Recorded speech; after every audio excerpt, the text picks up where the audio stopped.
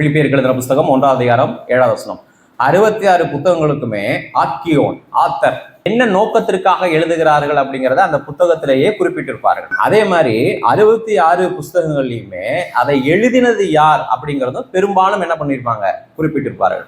அந்த 66 புஸ்தகங்கள்லையுமே யாருக்கு அது எழுதப்பட்டது அப்படிங்கிறதே அதை என்ன பண்ணியிருப்பாங்க, குறிப்பிட்டிருப்பாங்க. 66 புஸ்தகங்களுக்குமே எழுதப்பட்டதற்கான ஒரு நோக்கம் உண்டு. 4 மிக முக்கியமாக வேதத்தை வாசித்து கற்றுக்கொள்கிற பாருங்க, ரட்சிக்கப்பட்டவர்கள் தான் பைபிளை சீரியஸா எடுக்க முடியும். அது ஒரு அடையாளம். இப்ப 4 காரியங்கள் வேதத்தை வாசிக்கிறதுக்கு முன்பாகவே ஒரு மனிதன் அறிந்து கொள்ள வேண்டியது என்னன்னா, அது யார் எழுதினது, யாருக்காக எழுதினார், எந்த நோக்கத்திற்காக எழுதினது, என்ன அது எல்லா விவரங்களுமே எங்க இருக்கும், அதே லெட்டர்லயோ அதே நிருபத்திலேயோ கண்டிப்பா இருக்கும். இது ரொம்ப முக்கியம். அதான் போன வாரத்துல என்ன பண்ணேன், அதை பத்தி சொன்னேன். போன வாரத்துல தெயோப்பிலுவே அப்படின்னு சொல்லி வாசிச்சோம், ஞாபகம் இருக்கா? அப்போஸ்தலர்ல வாசிச்சோம். அப்போஸ்தலர் எழுதுனது யாரு, யாருக்கு எழுதுறாரு அப்படிங்கிற ஒரு பெரிய நோக்கத்தை அங்கே என்ன பண்றாரு, சொல்றாரு. ரைட், சரி.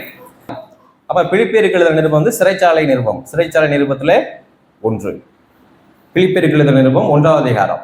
கவனிங்க, என் கட்டுகளிலும், கட்டுகள்னா சிறைச்சாலையில் இருக்கிறதுல சொல்றார், விலங்கிடப்பட்ட நிலையில் இருக்கிறார் பவுல். என் கட்டுகளிலும் நான் சுவிசேஷத்திற்காக உத்தரவு சொல்லி அதை திடப்படுத்தி வருகிறதிலும். எங்க கவனத்தை செலுத்தணும் அப்படின்னா, கீழே போக வேண்டாம், எங்க நீங்க கோடு போடணும்னா உத்தரவு சொல்லி, அதாவது பிரசங்கித்து அதை திடப்படுத்தி வருகிறதிலும். கவனிங்க, உண்மையா கவனிக்க வேண்டியது அவசியம். ஆணி அடிச்சிருக்கீங்களா? உங்க வீட்டுல எத்தனை பேர் ஆணி அடிச்சிருக்கீங்க? ஆணி அடிக்கும் போது அடிச்சு அந்த ஆணியை ஒன்று அடிச்சு அப்படியே விட்டுருவீங்களா? கடைசி என்ன பண்ணுவோம்னு கேட்டீங்கன்னா, அந்த ஆணியை அடிச்சு அதை என்ன பண்ணுவோம், மடக்கி விடுவோம். அந்த ஆணியை நான் நினைக்கிற அளவுக்கு ஃபிக்ஸ் பண்ணது மட்டும் இல்லை, மறுபடியும் வராமல் இருப்பதற்காக என்ன பண்றேன், அதை அடிச்சு மடக்கி. சுவிசேஷத்தை பிரசங்கிப்பது அப்படிங்கிறது ஒரு ஊழியக்காரனுடைய நோக்கம். இந்த சுவிசேஷம் ஜனங்களுடைய இருதயத்தை தெளிவாக சென்று சேர வேண்டும். அது ஒரு ஊழியனுடைய நோக்கம். சுவிசேஷத்தை சொல்வதையோட ஒரு ஊழியக்காரனுடைய நோக்கம், பொறுப்பு நின்று விடுகிறதா அப்படின்னா நிற்கல. வேற ஒரு சுவிசேஷத்தை, இந்த வார்த்தைக்கு மாறான சில காரியங்களை ஜனங்கள் கேள்விப்படும் பொழுது, அப்பொழுது நாம் சொன்ன சுவிசேஷத்தை திடப்படுத்தி ஸ்ட்ராங் பண்ண வேண்டிய பொறுப்பும் யார்கிட்ட இருக்கு, ஒரு ஊழியன்ட்ட இருக்கு. இது என்னன்னு கேட்டீங்கன்னா, நாம் அடிச்ச ஆணி வெளியே வராம இருக்கிறதுக்காக மடக்கி விடுறோம் இல்லையா, அது வரைக்கும் ஊழியக்காரனுடைய பொறுப்பு. இந்த வார்த்தைகளை வெளியே வரக்கூடாது, மற்ற அசத்தியங்கள், பொய்கள் அது கேள்விப்படும் பொழுது இந்த வார்த்தையை நிலைநிற்கும்படி என்ன பண்ண வேண்டியதா இருக்கு, அதை அடிச்சது மட்டும் இல்ல மடக்க வேண்டியதாகவும் இருக்கு. அப்போ ஒரு ஊழியனுடைய பொறுப்பு என்ன, உத்தரவு சொல்லி பிரசங்கித்து அதற்கப்புறம் அதை திடப்படுத்த வேண்டியது ஒரு ஊழியனுடைய பொறுப்பு. இன்னைக்கு அதை தான் செய்ய போறேன். விசுவாசியினுடைய நோக்கம் என்ன, ஒரு விசுவாசியினுடைய நோக்கம், பொறுப்பு என்ன அப்படின்னா, 2 தீமோத்தேயுவின் புஸ்தகம் 3ஆம் அதிகாரம் 14ஆவது வசனம். நீ கற்று நிச்சயித்து கொண்டவைகளில் என்ன பண்ண, நிலைத்திரு. என்ன சொல்றாருன்னா, நீ கற்றுக்கொண்டவைகள் அது மட்டும் பத்தாதுப்பா, நீ எதை கற்றுக்கொள்றியோ அதுல உனக்கு என்ன வேணும், ஒரு நிச்சயம் வேண்டும். நான் கற்றுக்கொண்டதுதான் சரி அப்படிங்கிற நிச்சயம் ஒரு விசுவாசி என்ன பண்ணணும், வரணும். அப்ப நீ கற்றுக்கொண்டு நிச்சயத்தவைகள் எவைகளோ அவைகள்ல தான் என்ன பண்ண முடியும், நிலைத்திருக்க முடியும். ஒரு விசுவாசி ஒன்றை கற்றுக்கொள்ளும் பொழுது, ஏதோ ஒரு சந்தர்ப்பத்துல இன்னொரு ஊழியக்காரன் வித்தியாசமாய் சொல்லும் பொழுது, நான் கற்றுக்கொண்டால் மட்டும் பத்தாது, அது குழம்புவேன். ஏன்னா இவர் இப்படி சொல்றாரு, அவர் அப்படி சொல்றாரு, அப்புறம் வேறொருவர் அப்படி சொல்றாரு. அப்படிங்கும் பொழுது அப்படி அந்த குழம்பாம இருக்கணும்னா சரியான விதத்தை சரியான காரியங்களை கற்றுக்கொண்டால் மட்டும் பத்தாது, அதை என்ன பண்ணணும், நிச்சயத்து கொள்ளணும். அந்த நிச்சயம் எப்படி வரும்னா, அவைகளை இன்னாரிடத்தில் கற்றா என்று நீ அறிந்திருக்கிறாயே. 6 வாரமா என்ன சொன்னேன், தேவனுடைய வார்த்தைகளே நம்பகமானது. மனிதனுடைய எண்ணங்களில் தோன்றுகிற தேவனை குறித்த வடிவங்கள், யோசனைகள் இதெல்லாம் உண்மையானது கிடையாது. அல்டிமேட் அத்தாரிட்டி, இறுதியான அதிகாரம் எது, வேத புஸ்தகம் மட்டுமே. அப்போ பாரம்பரியங்கள் இப்படி கிடையாது. இதுவே சத்தியம் என்று சொல்லி, இந்த சத்தியம் யாரை குறித்து சாட்சி கொடுக்கிறது, தேவனை குறித்து சாட்சி கொடுக்கிறது. அதை சொல்லும் பொழுது என்ன சொல்றாரு, இவைகளே வேற எதுவும் கிடையாது. அந்த புக்ல இயேசு கிறிஸ்துவ பத்தி எழுதியிருக்கு, இந்த புக்கை இயேசு கிறிஸ்துவ பத்தி இருக்குன்னா அதுக்கு ஒரு கூட்டம். திருக்குறளை யாரை பத்தி எழுதியிருக்கு, ஏசு கிறிஸ்து குறித்து, அதுக்கு ஒரு கூட்டம், அதுக்கு ஒரு ஃபீஸு, ரைட்டா? சோ மெனி திங்ஸ் அதெல்லாம் நடந்துகிட்டு இருக்கு. ரைட், இப்போ கவனிங்க, இந்த மாதிரி எல்லாம் இருக்கு. அப்ப நம்ம கற்றுக்கொண்டது மட்டுமல்ல, அதை நிச்சயித்துக் கொள்ளணும். வேத புஸ்தகமே தேவனை குறித்த சாட்சியை கொடுக்கிறது. ஆண்டவர் சத்தியத்தை குறித்து என்ன பண்ணாரு? சாட்சி கொடுத்தார். இந்த வேத புஸ்தகத்தை பத்தி யார் சாட்சி கொடுத்தார்? இயேசு கிறிஸ்து கொடுத்தார். ரைட், இது ஒரு மனுஷனுக்கு போதிக்கிறது யாருதான்? ஆண்டவர் தான். ஆண்டவருடைய துணை இல்லாமல் அதை ஒருவனாலும் என்ன பண்ண முடியாது, அதை புரிந்து கொள்ள முடியாது. சீமோனின் குமாரனாகிய பேதுருவை பார்த்து சொன்னார்ல, என்ன சொன்னாரு? மாம்சம் இரத்தம் உனக்கு வெளிப்படுத்தினேன், பிதாவாகிய தேவனே உனக்கு என்ன பண்ணாரு? வெளிப்படுத்தின. அப்படிலாம் நம்ம பார்த்துட்டு வந்தோம். ரைட், இப்போ என்ன பண்ண போறோம்னா, இந்த முழு வேதகமே சத்தியம், இந்த முழு வேதகமே சத்தியம், இதைத்தான் போதிக்க வேண்டும், இதுதான் செய்தி, இப்படித்தான் பேச வேண்டும் அப்படிங்கிறதும் பைபிள்ல இருக்கு. அதை தான் இன்னைக்கு உங்கள்கிட்ட காட்ட போறேன். நீங்க சொல்றத எப்படி நம்புறது? ஆயிரக்கணக்கான பேர், லட்சக்கணக்கான பேர் எதையோ என்ன பண்ணிட்டு இருக்காங்க, சொல்லிட்டு இருக்காங்க. அப்ப நீங்க உண்மையை சொல்றீங்களா, நான் சொல்வது உண்மை அப்படிங்கிறத காட்டிலும் அதை நிரூபணம் செய்ய வேண்டியது என்னவா இருக்கு, அவசியம். அதுல எனக்கு பெரிய பொறுப்பும் இருக்கு. நீங்க அப்படி சோதிச்சும் பார்த்துக்கலாம். 1வது நூற்றாண்டு ஏர்லி சர்ச் அப்படிம்பாங்க, அப்போஸ்தலர்கள் உயிரோடு இருந்த காலத்தில் இயங்கின சபை. அதுல கிரீடல் ஸ்டேட்மெண்ட், அதாவது மறுபடியும் ஜனங்கள் சொல்கின்ற ஒரு வழக்க சொல், ஒரு உண்மை சொல், உண்மை வாக்கியம். நிறைய காரியங்களை நீங்க என்ன பண்ணலாம், குழந்தைங்களுக்கு சொல்லி தரலாம். ஆனா என் குழந்தைங்களை ஒரு 5 காரியங்களை மனப்பாடம் பண்ணி வச்சிருக்கேன். அடிக்கடி சொல்லுவேன், படுக்கும் பொழுது எந்திரிக்கும் பொழுதும். சில வசனத்தை தான் பேசணும், கொஞ்சம் அவங்க உயிரோடு இருக்கிறதுக்காக, சில அவங்களோட சேஃப்டிக்காக சில காரியங்களை சொல்லி வச்சிருக்கேன். இன்னையும் கேட்டால் கடன்னு சொல்லுவாங்க. என்னன்னு கேட்டிங்கன்னா, உயரமான இடத்துக்கு என்ன பண்ணக்கூடாது, போகக்கூடாது. பள்ளத்தை என்ன பண்ணக்கூடாது, எட்டி பார்க்க கூடாது. நெருப்பு எரியும் பொழுது பக்கத்தில் என்ன பண்ணக்கூடாது, போக கூடாது. தண்ணீரை பார்த்தா கீழே என்ன பண்ணக்கூடாது, இறங்க கூடாது. இதுதான் கிரீடல் ஸ்டேட்மெண்ட். 4யும் 5யும் அப்படியே மனப்பாடமா நான் ஆரம்பிச்சேன்னா மனப்பாடமா சொல்லுங்க. இது ஏன்னா எங்க அப்பா எங்களுக்கு சொல்லி தந்தார். எங்க இன்னமும் ரோட்டை கிராஸ் பண்ண போய் நின்னோம்னா 2 சைடு பார்க்கணும் அப்படின்னு எங்க அப்பா அடிக்கடி சொன்னது என் காதில் கேட்டுக்கிட்டே இருக்கும். 2 சைடு பார்க்காம என்ன பண்ண மாட்டேன், கிராஸ் பண்ண மாட்டேன். ஏன் அந்த 2 சைடு பார்க்கணும்னா, ஒவ்வொரு முறையும் எங்க கையை பிடிச்சி ரோட்டை கிராஸ் பண்ணும் பொழுதும் 2 சைடும் பார்க்கணும், 2 சைடும் பார்க்கணும் பாரு. இதுதான் கிரீடல் ஸ்டேட்மெண்ட். எவ்வளவோ அறிவுரைகளை தந்தாலும் மிக முக்கியமான காரியங்கள், அது அந்த பிள்ளைங்களுக்கு ரொம்ப முக்கியமானதை மனப்பாடம் பண்ணி வச்சிருக்கோம்ல. இந்த மாதிரி ஆதி திருச்சபையானது வழுவி போகக்கூடாது, ஆதி திருச்சபையானது பாதுகாக்கப்பட வேண்டும் அப்படிங்கிறதுக்காக அப்போஸ்தலர்கள் என்ன பண்ணாங்க, இந்த மாதிரி கிரீடல் ஸ்டேட்மெண்ட்ஸ், அதாவது ஒரு அறிக்கைகளை ஜனங்களுக்கு சொன்னாங்க. ஒவ்வொரு முறை சபை கூடி வரும்பொழுதும் அந்த அறிக்கைகளை மறுபடியும் என்ன பண்ணுவாங்க, ஜனங்க சொல்லுவாங்க. அப்படி மனப்பான ஆகி நல்லா உள்ள போகும்பொழுது வேற எவனாவது ஏதாவது ஒன்று சொன்னாலே டக்குன்னு என்ன வந்துடும், அப்படியே அந்த ஊறி போயிடும் உள்ள. அந்த மாதிரி ஆதி திருச்சபைகளிலே சொல்லப்பட்ட 5 கிரீடல் ஸ்டேட்மெண்ட்ஸ் பைபிள்ல இருக்கு. போன வாரம் நான் சொல்லும் பொழுது சொன்னேன், 1 தீமோத்தேயு, 2 தீமோத்தேயு, தீத்து, இது 3 என்னது, போதக நிருபம். சரி, நீங்க யோசிக்கலாம், என்னங்க நீங்க, நான் எவ்வளவு பிரச்சனையோட வந்திருக்கேன், ஒரு மன அமைதி இல்லாம வந்திருக்கு, உடம்பு சரியாம 1002 பிரச்சனை இருக்கு, சம்பந்தம் இல்லாம இப்படி பேசலாமா அப்படின்னு நீங்க நினைச்சீங்கன்னா கவனிங்க. இந்த வேத புஸ்தகம் அதை நிரூபிச்சாதான் ஜனங்களுக்கு இதுல இருந்து தீர்வை என்ன பண்ண முடியும், எடுக்க முடியுங்கிறத அடுத்து நிரூபிக்க முடியும். இது எல்லா பிரச்சனைகளுக்கும் தீர்வு சொல்லுதுங்கிறத அடுத்தது என்ன பண்ண முடியும், நிரூபிக்க.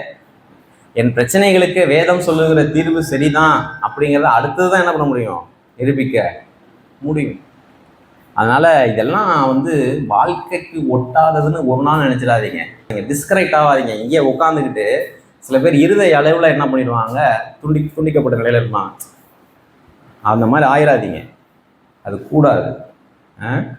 பவுல் தீமோத்தேயுக்கு எழுதுறாரு, எதுக்கு எழுதுறாரு அப்படிங்கிறத அவரே சொல்றாரு. 1 தீமோத்தேயு புஸ்தகம் 3வது அதிகாரம் 15வது வசனம். நான் வர்ற லேட்டா ஆயிடுச்சுன்னா எதுக்கு இந்த லெட்டர் எழுதுறேன்னா, நான் நீ ஜூனியர், என்னுடைய சீடர் நான் இருக்கிற, நீ கொஞ்சம் இப்போதான் வந்திருக்க ஊழியத்துக்கு, உனக்கு சில காரியங்களை சொல்லி சபையை எப்படி நடத்துறது, சபையில் நீ என்ன எப்படி போதிக்கணும், எதை போதிக்கணும், விசுவாசிகளை எப்படி நடத்தணும், எப்படி வெளியில இருந்து வர உபதேசியாளர்களுக்கு நீங்க ஜாக்கிரதையா இருக்கணும், அசத்தியத்தை எப்படி எதிர்க்கணும், பொய் போதனைகளை எப்படி எதிர்க்கணும், இதெல்லாம் உனக்கு சொல்லணும். நான் வருவதற்கு தாமதம் ஆனால் தாமதிப்பேனாகில் தேவனுடைய வீட்டிலே நடக்க வேண்டிய வகையை நீ அறியும்படி உனக்கு என்ன பண்றேன், எழுதுகிறேன். அந்த வீடு ஜீவனுள்ள தேவனுடைய சபையாய் சத்தியத்திற்கு தூணும், ஆதாரம்னா ஃபவுண்டேஷன், சத்தியத்திற்கு தூணும் அடித்தளமுமாக இருக்கிறது. ஒரு சபை சத்தியத்தில் என்ன பண்ணணும், பாஸ்டர் மேல நிற்க கூடாது. சபைக்கு அஸ்திபாரம் எது? சத்தியம்தான். அஸ்திபாரமும் சத்தியம்தான் சபைக்கு. அதே போல தூணும் என்னதுதான். அப்ப ஒரு சபை எப்படி துவங்கப்படணும், சபை எப்படி ஸ்டார்ட் பண்ணணும், சத்தியத்தை போதித்து தான் ஸ்டார்ட் பண்ணணும். அந்த ஸ்டார்ட் பண்ண சபையை வளர்க்கணும், எப்படி வளர்த்து தூக்கி நிப்பாட்டணும், அதே சத்தியத்தை வச்சுதான் செய்யணும். புரியுதா? அப்ப இதெல்லாம் நீ அறியும்படிக்கு தான் இந்த புஸ்தகத்தை என்ன பண்றேன். இப்ப 5 காரியங்களை நான் வாசிக்க போறேன். இந்த வேதம் முழுசுமே உண்மை. பைபிளை தூக்கி காட்டுங்க. இப்ப நம்ம வாசிக்க இந்த வேதம் முழுசுமே உண்மை, சத்தியம். இப்ப நம்ம புதிய ஏற்பாட்டு திருச்சபையில வாசிக்க போறது என்னன்னா உண்மையிலும் உண்மை. நிறைய என் பிள்ளைங்களுக்கு புத்திமதி சொல்றேன், அதுல மிக அந்த புத்திமதிகளை கேப்சூல் பண்றேன், மனப்பாட வரிகளாக மாற்றுகிறேன். அந்த மாதிரி ஒரு 5 இது எதுக்கு வாசிக்கணும்னா, நாம் போதித்தது சரி, ஆதி திருச்சபையிலே இப்படிதான் நடந்தது. ஒரு பெரிய வேத வல்லுநர் சொல்றாரு, 1 தீமோத்தேயின் புஸ்தகம் 5, 2 தீமோத்தேயின் புஸ்தகம், தீத்து, இந்த 3லையும் வேதம் சொல்லுகிற 5 உண்மைகளை ஒரு மனிதன் வாசித்து கற்றுக்கொண்டான் என்று சொன்னால் அவன் ஒரு ஜன்னலின் வழியாக ஆதி திருச்சபை எப்படி இயங்கினது என்பதை பார்க்க முடியும். 2000 வருஷத்துக்கு முன்னாடி சபையிலே என்ன போதிக்கப்பட்டது, 2000 வருஷத்துக்கு முன்பாக சபையிலே என்ன கை கொள்ளப்பட்டது, 2000 வருடத்திற்கு முன்பாக சபையிலே முக்கியப்படுத்தப்பட்ட விஷயங்கள் எவை, அதெல்லாம் நமக்கு தெரியணும். அப்படின்னா எது வழியாவே பார்க்கலாம், பைபிள் வழியாவே பார்க்கலாம். அப்ப நம்முடைய சபை அப்படி இயங்குதா அப்படிங்கிறத பார்க்கலாம். ஒருவேளை அப்படி அந்த இயக்கத்திற்கு தடை வரும் பொழுது அதை என்ன பண்ணலாம், அதை தப்பித்து கொள்ளலாம். 1 தீமோத்தேயின் புஸ்தகம் 1வது அதிகாரம் 15வது வசனம், பாவிகளை ரட்சிக்க கிறிஸ்து இயேசு உலகத்தில் வந்தார் என்கிற வார்த்தை உண்மையும் எல்லா அங்கீகரிப்புக்கும் பாத்திரமானது, அவர்களில் பிரதான பாவி நான். அப்படிங்கிற செய்தி உண்மையும் எல்லா விதமான அட்டஸ்டேஷன், அதாவது எல்லாவித நம்பகத்தன்மைக்கும் எப்படி உள்ளது, இதை நம்பலாம். நம்ம பணக்காரர்களை ஆக்கதான் இயேசு கிறிஸ்து உலகத்துல வந்தார் அப்படிங்கிற செய்தி தப்பா சரியா? எந்த அடிப்படையில் தப்பு? எங்க பாஸ்டர் சொன்னார் அப்படின்னா இல்ல, எங்க இருக்கு பைபிள்ல இருக்கு. இயேசு கிறிஸ்து பாவிகளை ரட்சிக்க வந்தார் அப்படிங்கிறதான் ட்ரஸ்ட் வர்த்தி ஸ்டேட்மெண்ட். அதுதான் உண்மை. அந்த உண்மை மட்டும் கிடையாது, அது எல்லா அங்கீகரிப்புக்கும். யார் அங்கீகரிச்சது? ஆதி திருச்சபை அங்கீகரித்தது. அது உண்மை. ஆதி அப்போஸ்தலர்கள் அதை என்ன பண்ணாங்க, அங்கீகரித்தார்கள். தேவனுடைய மனிதர்கள் அதை என்ன பண்ணாங்க, அங்கீகரித்தார்கள். இயேசு கிறிஸ்து பூமிக்கு வந்த மெய்யான நோக்கம் பாவிகளை ரட்சிக்க. நமக்கு ஒரு குமாரன் எதற்காக கொடுக்கப்பட்டார்? பாவிகளை ரட்சிக்க. நீங்கள் பரிசுத்த ஆவியை பெற்றுக்கொண்டீர்களா? அபிஷேகம் பெற்றுக்கொண்டீங்களா? இல்ல, குமாரனை பெற்றுக்கொண்டீங்களா? வேதம் கேட்கிற கேள்வி அதுதான். பாவிகளை ரட்சிக்க இயேசு கிறிஸ்து உலகத்திலே வந்தார். அப்படின்னா என்ன அர்த்தம்? எல்லாரும் பாவிகள். இந்த உண்மையிலிருந்து நமக்கு கிடைக்கிற பொருள் என்ன? எல்லாருமே பாவிகள். அப்படி பிரசங்கம் பண்ணி கேட்டிருக்கீங்களா? மனிதன் தன்னுடைய சொந்த கிரியையினாலே ஈடேற முடியாது. அப்படி ஈடேற முடியும் அப்படின்னா கிறிஸ்து மரித்தது விருதாவாய் இருக்குமே. ரைட்? பரிசுத்தமா இருக்கீங்களா? இல்ல கொஞ்சம் ஆயிருவேன், கொஞ்சம் ஆகிட்டே இருக்கேன். வருகைக்கு ஆயத்தமாங்களா? இல்ல ஆயிருவேன். வருகைக்கு என்ன பண்ணுவேன்? ஆகிட்டு இருக்கேன். எப்ப ஆவேன்னு சொல்லவே மாட்டாங்க. ஏன்னா அவங்க மனசுல என்ன இருந்துகிட்டே இருக்கு, ஒரு இன்கம்ப்ளீட், ஒரு தகுதி இல்லா நிலையை என்ன பண்றாங்க, உணர்ந்துகிட்டே இருக்காங்க. பரிசுத்தமாகிட்டு இருக்கேன், பரிசுத்தமாகிட்டு, வருகைக்கு ஆயத்தமாகிட்டு இருக்கேன். எப்ப கேட்டாலும் அதான் சொல்லுவாங்க. ஏன்? ரட்சிப்பு யார் மூலியமா வருது? இயேசு கிறிஸ்து மூலியமா தான் வருது. இயேசு கிறிஸ்துனுடைய சிலுவை மரணத்தை விசுவாசிக்கும் பொழுதே ஒரு மனிதன் என்ன பண்றான், ரட்சிக்கப்படுகிறான். அந்த விசுவாசத்தோடு அவன் எதையுமே என்ன பண்ண முடியாது, கூட்டிக் கொள்ள முடியாது. இயேசு கிறிஸ்துவை விசுவாசிப்பதன் மூலமாகவே ரட்சிப்பு. சபைக்கு தொடர்ந்து வந்தா ரட்சிப்பா? இயேசு கிறிஸ்து வந்தனாலதான் ரட்சிப்பு, சபைக்கு வர்றதுனால ரட்சிப்பு இல்ல. பாவிகளை ரட்சிக்க யார் வந்தார்? இயேசு கிறிஸ்து வந்தார். அப்ப இதுல இருந்து என்ன புரியுது? சபைக்கு வருவது என்ன கிடையாது, ரட்சிப்பு இல்ல. ஞானஸ்தானம் எடுப்பது என்ன இல்ல, ரட்சிப்பு இல்ல. இதெல்லாம் கேள்விப்படுவதற்கு சபையில ஒரு வாய்ப்பாக அமைகிறது. பாவிகளை ரட்சிக்க தான் யார் வந்தாரு? கடன் பிரச்சனை தீர்க்கவா? உங்கள் கண்ணீரை துடைக்கவா? கண்ணீரை துடைக்கவா? நம்மளை சமாதானப்படுத்தவா? கிடையவே கிடையாது. இதை ஒரு மனிதன் சுவிசேஷத்தை பிரசங்கிக்கும் பொழுது அந்த வார்த்தை எல்லாவித அங்கீகரிப்புக்கும் பைபிள பாருங்களேன். உண்மைக்கு 2 சுழின்னா 3 சுழி என்ன? நீங்க வாசிக்க போற எல்லாத்துலயுமே தமிழ்ல அழகு என்ன தெரியுமா? உண்மை என்பது சின்ன உண்மை பெரிய உண்மைன்னு இல்லவே இல்லை. எல்லா உண்மைகளுமே பெருசுதான். அதனாலதான் இங்க என்ன வந்திருக்கு? நான் வாசிக்க போற எல்லாமே பெருசு. ஆழமான சத்தியம்லாம் ஒன்றும் கிடையாது. அப்படி கேள்விப்படாதீங்க, அப்படி நம்பாதீங்க. ஆழமான சத்தியம் அப்படி ஒண்ணுமே இல்லை.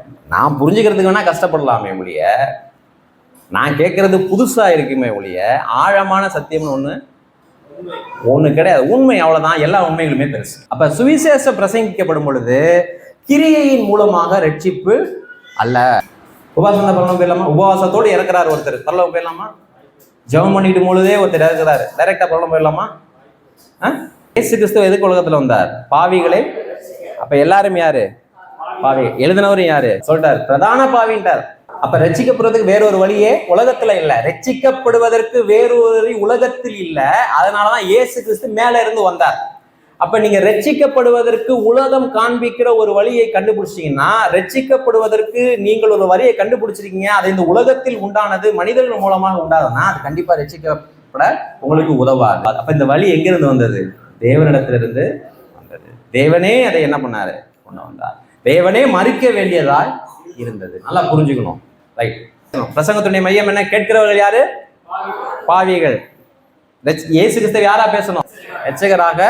அங்கே மெசேஜ் வந்துருச்சா? பணக்காரனா இருக்கலாம், கல்விமானா இருக்கலாம், சன்மார்க்கனா கூட இருக்கலாம், தவறுகள் செய்யாதவளா கூட இருக்கலாம். ஆனா வேதமர்கள் சொல்ல அவருக்கு யாரு? 1 தீமோத்தேயு புத்தகம் 4:7-9 எழுதுறாரு, சீர்கேடும் கிளைவைகள் பேச்சுமாய் இருக்கிற கட்டுக்கதைகளுக்கு விலகி. சீர்கேடு அப்படின்னா ஒரு போதனையை கேட்கும் பொழுது அந்த போதனை ஒரு பெரிய தேவன் வைத்திருக்கிற ஆர்டரையே கெடுக்குது. ரட்சிக்கப்பட்டவர்கள் ஞானஸ்தானம் எடுத்து சபையிலே சேர வேண்டும், சபை ஒரு பொதுவாக கூடி வர வேண்டும், இதெல்லாம் ஆர்டர். அதிலே தலைமை ஏற்று தேவனால் நியமிக்கப்பட்ட ஒரு ஊழியன் என்ன பண்ணணும்? இருக்கணும். இதெல்லாம் ஆர்டர். எந்த போதனை இந்த ஆர்டரை கெடுத்து ஒண்ணும் இல்லாம பண்ணுதோ அதற்கு ஜனங்கள் விலகி இருக்கணும். கிளவிகள் பேச்சுனா என்னன்னா, சோர்ஸ் ஒரு போதகனுடைய போதனைக்கு ஆதாரமாக அடிப்படையாக இருக்கக்கூடியது தேவனுடைய வார்த்தை. பைபிளை தூக்கி காட்டுங்க. யார் சொல்றது? ஆதி திருச்சபையில சொல்றாரு, கட்டுக்கதைகளை என்ன பண்ணக்கூடாது. அப்ப ஆதி திருச்சபையில் இருக்கும் பொழுது கட்டுக்கதைகளை நிறைய பேர் என்ன பண்ணிருக்காங்க? பேசுங்க. கட்டுக்கதைன்னா என்ன?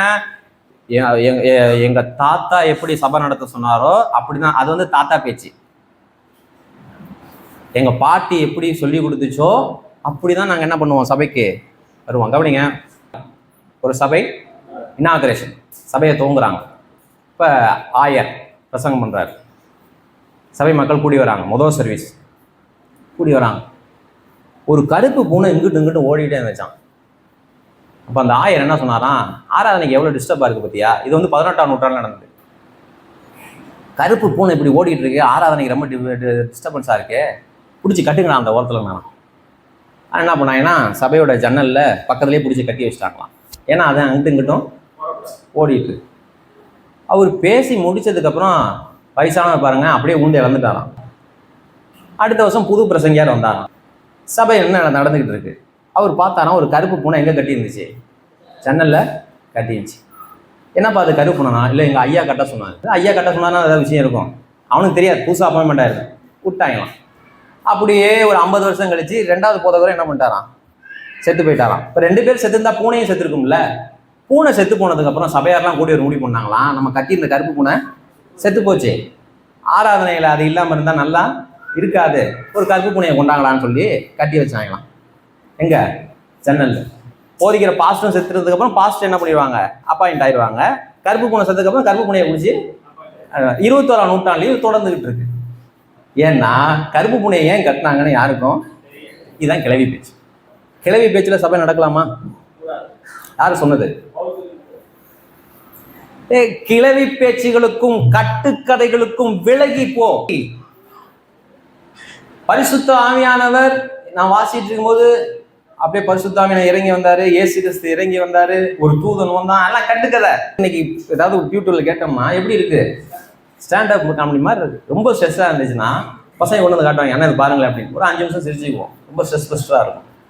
அதை ரொம்ப சீரியஸா கீழே உட்காந்து கேட்டு அழுதுட்டு இருக்காங்க. அவங்க ஒருத்தர் சொல்றாரு, இயேசு கிறிஸ்து வந்தாராம், வெளிப்படுத்தின விஷயத்த சாது சுந்தர் சிங் வாசித்தார். ஏஞ்சல் டிவி தாத்தா கதைகள் வந்து அப்போ சொல்லும்பொழுது ஒருத்தர் வந்து அவருக்கு வெளிப்படுத்தின விஷயத்தை எப்படி வாசிக்கணும்னு சொல்லி தந்தாராம். சொல்லி தந்துட்டு போகும்போது நீங்க யாருன்னு கேட்டாரா, நான் தான் ஜான் அப்படி சொன்னாரா. ஜானா யாரு? யோவான். யோவான் வந்து வெளிப்படுத்தின விஷயத்தை எப்பொழுதெல்லாம் வாசிக்கிறாரோ யாருக்கு சொல்லி தருவாங்களாம்? ஏஞ்சல் டிவி தாத்தாக்கு சொல்லி தருவாங்க. சரியா? இதுக்கெல்லாம் ஆரம்ப புள்ளி யாரு தெரியுங்களா? டிஜிஎஸ் தினகரன். அதுக்கெல்லாம் ஆரம்ப புள்ளி. டிஜிஎஸ் தினகரனை எத்தனை பேர் எதிர்த்தாங்க தெரியுமா அந்த காலத்திலேயே? டாக்டர் புஷ்பராஜ் வலிமையா என்ன பண்ணாரு? அவரை 83 வயசு இன்னும் இருக்கிறாரு, வலிமையா அவரை கண்டனம் பண்ணாரு. ஃப்ராடு தான் இவன் செவ்வாதிங்க. அன்றைக்கே அவரை தேவதாசர்கள் எதிர்த்தாங்க. ரைட்டா? பெரும்பாலான நாட்கள். போன வாரம் மோகன் ஸ்ரீனிவாசன் பேசியிருக்காரு. என்ன பேசியிருக்காரு? வெறுமனே பிரசங்க மட்டும் நடக்கிற சபைகளுக்கு என்ன பண்ணாதீங்க, போகாதீங்க. ஏன்னா பிரசங்கத்தின் மீது உங்களுக்கு என்ன கிடையாது, நம்பிக்கை இல்லை. அவங்க தான் பிரசங்கியா இருக்கு. இவங்க தான் என்னது பேசுறேன். அவங்க ஃபேன்ஸ் யாரும் இருந்தீங்கன்னா கோச்சிக்கிறத விட்டுருங்க, சொல்றதுக்கு உண்மையான்னு பாருங்க. ரைட், கவனிங்க. சீர்கேடும் கிளவிகள் பேச்சுமாய் இருக்கிற கட்டுக்கதைகளுக்கு விலகி தேவ பக்திக்கு எதுவும் என்ன பண்ண, யூஸ்லெஸ் இதெல்லாம் விட்டுருப்பா. காயினுடைய மனைவி யார் அப்படின்னு பெரும்பாலும் கேட்பாங்க. நான் அவங்கள்ட்ட கேட்கறது அது சொல்லலாம், காயினுடைய மனைவி யார் அப்படிங்கிறத அவங்களுக்கு சொல்லலாம். நான் கேட்டேன், அது தெரிஞ்சிச்சுன்னா உன்னுடைய ஆன்மீக வாழ்வில் ஏதாவது ஒரு உயரம் ஏற்படுமா, ஒரு வளர்ச்சி ஏற்படுமா? தெரியாது. காயினுடைய மனைவி யார்? ஆதியிலே வானத்தையும் பூமியும் தேவன் என்ன பண்ணாரு, சிருஷ்டித்தார். அவ்வளவுதான். வானமும் பூமியும் எப்படி உண்டாச்சுங்கிறத சிம்பிளா ஒரே வார்த்தையில சொல்லிட்டாங்க. ஏன்னா மனுஷனுக்கு அவ்வளவு தெரிஞ்சா போதும். அதையும் அப்புறம் மறுபடியும் நீ ஏன் ஆராய்ச்சி பண்ணிக்க? ரைட்டா? அதனால என்னன்னா தேவ பக்திக்கு எதுவா என்ன பண்ணு, முயற்சி பண்ணு. எது பரிசுத்தத்தை தருமோ, எது தேவனிடத்தில் உன்னை கொண்டு போய் சேர்க்குமோ, எது உன் வாழ்விலே தேவனை பிரியப்படுத்துமோ அந்த மாதிரி காரியங்களை என்ன பண்ணு, செய். சீரியலும் கிளவிகள் பேச்சுமாய் இருக்கிற கட்டு கதைகளுக்கு விலகி தேவ பக்திக்கு ஏதுவா என்ன பண்ணு. யார் யாருக்கு சொல்றா? அப்போஸ்தலனாகிய யாருக்கு சொல்றா? தீமோத்தேயுக்கு சொல்றாரு. எப்பா கிளவிகள் பேச்சையும் கட்டுக்கதைகளையும் நிறைய பேர் என்ன பண்ணிட்டு இருக்காங்க, நிறைய ஊழியர்கள் கேட்டுக்கிட்டு இருக்காங்க, நிறைய ஊழியர்கள் கரெக்ட் பேசிக்கிட்டு இருக்காங்க. ஜனங்களுக்கு அது ரொம்ப இன்ட்ரெஸ்டா இருக்கு. வசனத்தை பேசினா தூங்கிடுவாங்க, ஏன்னா புது இதயம் உள்ள இல்லை.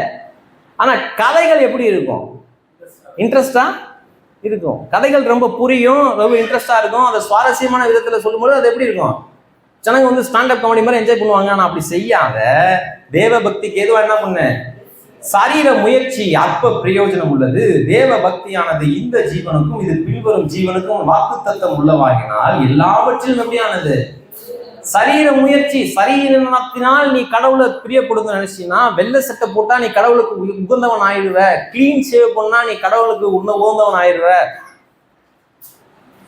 வெள்ளை சட்டை போடுங்க, நல்லது நல்லது, நல்லா இருக்கு, பார்க்க நல்லா இருக்கு, அவ்வளவுதான். அதுக்கு மேல அதுல ஒன்றும் கிடையாது. கிளீன் சேவ் பண்ணீங்கன்னா லுக்கிங் குட், நல்லா இருக்கு, அவ்வளவுதான், வேற ஒன்றும் கிடையாது. இது மாறிக்கிட்டே இருக்கும். முன்ன கிளீன் சேவ் பண்ணா பரிசுத்தம்னாங்க, அப்புறம் நான் தாடி வச்சா பரிசுத்தம்னாங்க, மாறிக்கிட்டே இருக்கும். என்ன சொல்றாரு, சரீர முயற்சி அற்ப பிரயோஜனம் உள்ளது. நான் உபவாசிக்கும் பொழுது என்னுடைய ஆவிக்குரிய தரம் உயர்துன்னு நீங்க நினைக்கிறீங்களா? ஆவிக்குரிய தரத்தை உயர்த்தணுங்கிறதுக்காக தான் உபவாசமே ஒழிய உபவாசிப்பதன் மூலமாக எது உயராது, ஆன்மீக தரம் உயராது. சரீர முயற்சி அற்ப பிரயோஜனம் உள்ளது. தேவ பக்தியானது இந்த ஜீவனுக்கும் இது பின்வரும் ஜீவனுக்கும், இந்த ஜீவனுக்கும் தேவ பக்தியானது போதும் போதும், இதற்கு பின்வரும் ஜீவனுக்கும் வாக்குத்தத்தம் உள்ளதாகையால் எல்லாவற்றிலும் எப்படி உண்டது பிரயோஜனம். எல்லாம் சொல்லுங்க. இந்த வார்த்தை உண்மையும் எல்லா அங்கீகரிப்புக்கும் பாத்திரமானது.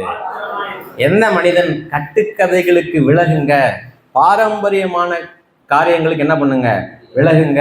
காலங்காலமா இந்த கருப்பு பூனை இங்க தாண்டா கட்டி இருக்கு, மறுபடியும் அதை கட்டணும்னு சொன்னா அதை விட்டு என்ன பண்ணுங்க, விலகி போங்க. சரீரத்தினால் தேவனை பிரியப்படுத்தலாம் என்று எண்ணாது இருங்கள்.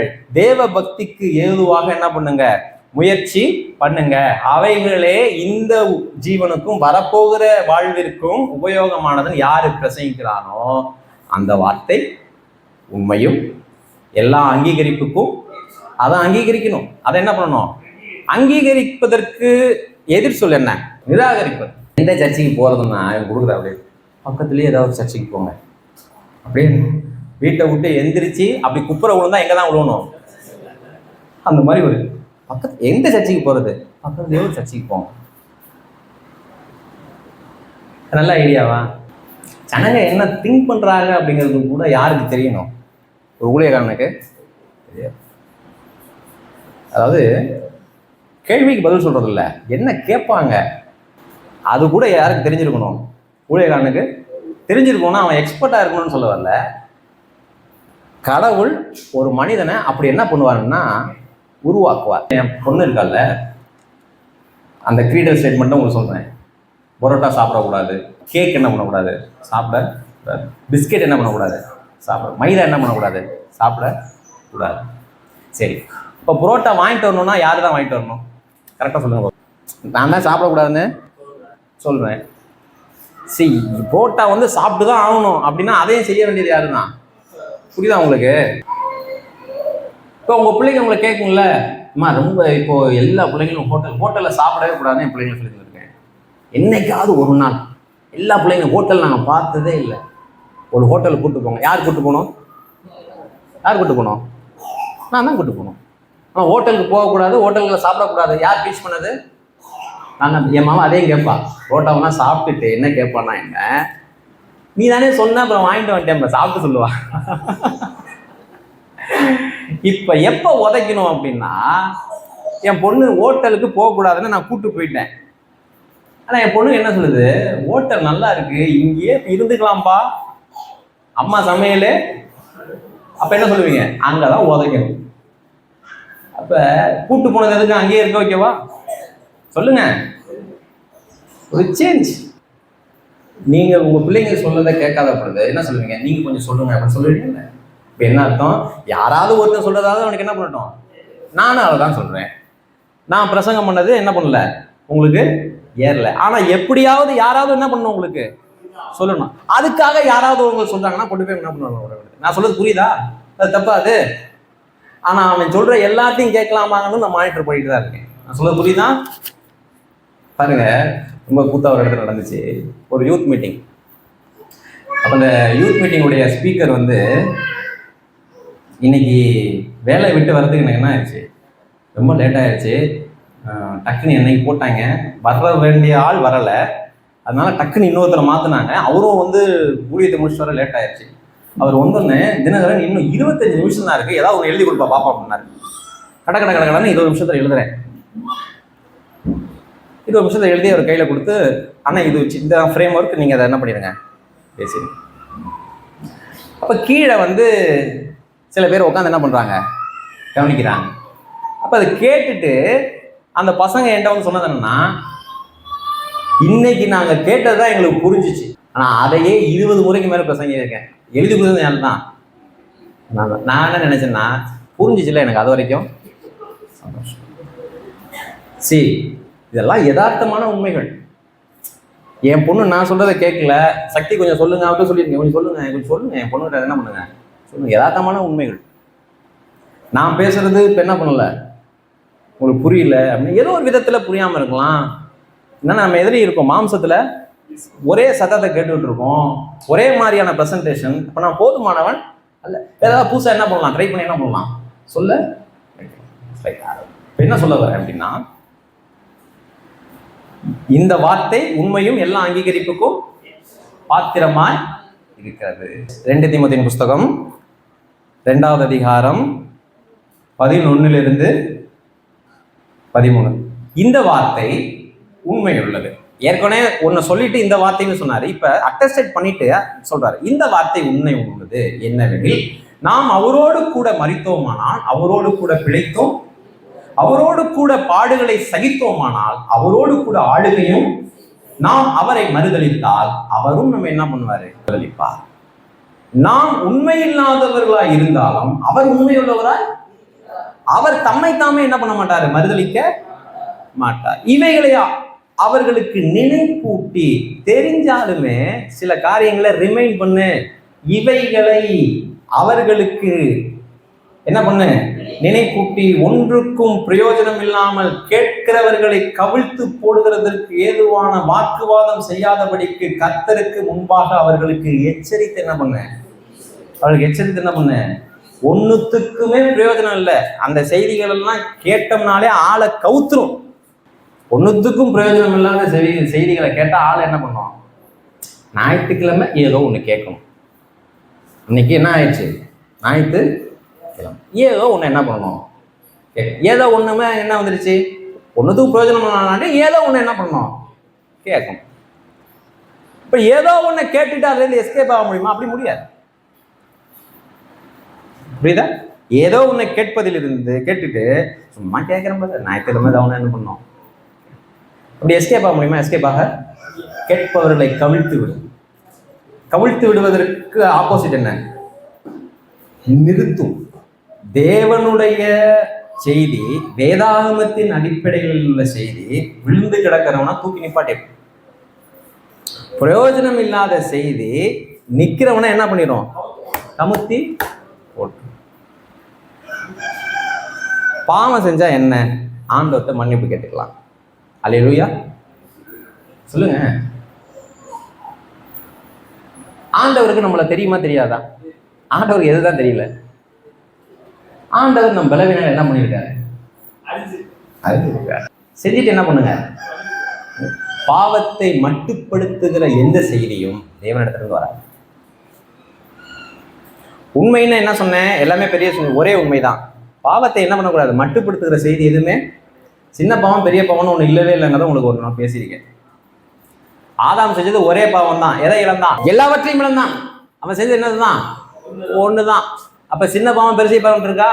மோசையுடைய கீழ்ப்படியாமை ஒண்ணுதான்.